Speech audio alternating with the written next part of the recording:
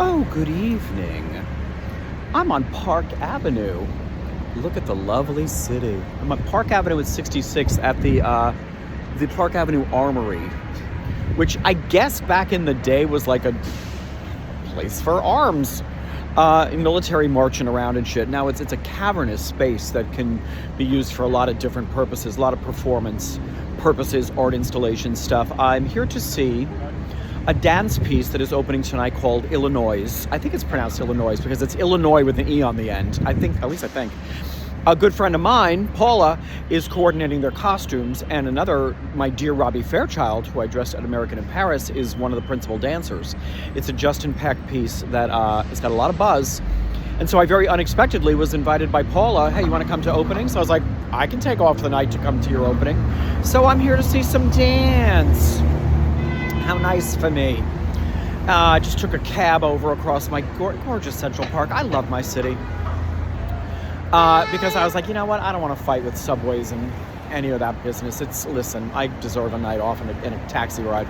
So that's the story. What else can I tell you? Other than that, things go on.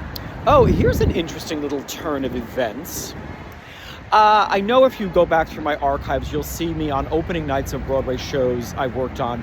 There's a ceremony that Actors Equity Association has called the Legacy Robe, where a member of, if it's a musical that has an ensemble, a member of that ensemble will receive the Legacy Robe. Now that will be the individual who has the most Broadway credits. So there are people that have gotten the robe several times because they've got 11 Broadway credits. And each show, it's kind of a big surprise, and it's a ceremony on opening night, and they have to put on the robe, and the robe itself ends up having patches on it, big panels from other previous shows that have opened. And once a robe is filled up, they make a new, fresh muslin robe and start putting new panels for the new shows. So there's a ritual that goes with it. The person has to put it on. They have to run around the circle on stage 3 times, and we all have to touch it. Then they have to go to every dressing room and every room in the building to bless the room and bless the show. So it's a big deal. So I've been, around for that ritual for so long. And interestingly enough, a couple years back, I was contacted by somebody who knows me, like, do you know somebody that might be the right person to make new blank robes for us? And my friend Mr. Wendell, who built that pretty princess dress of mine, made several blank robes for the Legacy Robe ceremony. Flash forward. I was on Diana, the musical, which came and went in a heartbeat, just post-pandemic. When we got the Legacy Robe, it was at a time because when the ceremony happens, former recipients of the robe are invited also to the theater, and the person who just got it for the last show brings it and gives it to the new person. So a lot of extra bodies come into the theater to do this thing before curtain on opening night.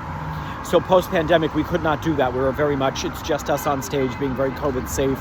So we had somebody on a laptop saying, hey, congratulations, recipient, here's the robe. And we didn't get a big to-do. And then we closed. Flash forward. A friend of mine contacted me this week to say, hey, Billy, my wife is one of the people in charge of Legacy Robe at Actors Equity, and Diana never did a panel for the Legacy Robe. Do you want to do a panel for the Legacy Robe? And I was like, well, you contacted the right person. So I am making a panel for the Legacy Robe to represent Diana the musicale. I know our placement on the robe. I've been given a pattern by them of this is the size and shape of your panel, where it'll be on the back, on the bottom, on the side.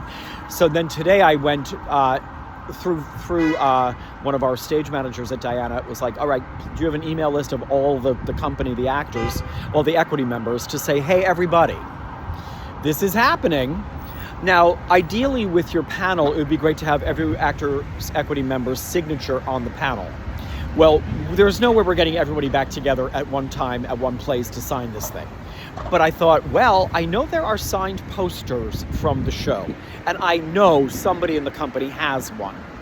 So my hope, I sent out an email saying, if you have the poster, if you can take a really good picture of it that I can then print out onto an iron-on fabric to make the poster with all the signatures. That would be great. And I want to surround it with other pictures from us, either onstage shots or offstage shots. Also a picture of Michael Williams, who was our recipient of the robe, for our panel. So I'm working on it. And because a big theme in Diana was, of course, the paparazzi, and a big number called Snap Click, which was a lot of light bulbs flashing, flash bulbs flashing. I want to kind of do it on the royal blue background that was our set. Primarily was very blue, with like rhinestone flashes around all of our pictures with the Diana poster. That's my hope.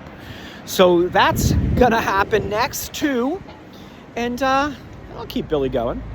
I did my taxes. I handed my taxes over to a tax person. I haven't had to use an accountant in years and years because I go to the, also through Actors Equity. I keep my equity card mostly because paying my equity dues every year is cheaper than paying an accountant. So I've used their free tax service every year for decades, for gotta be probably for a couple decades now.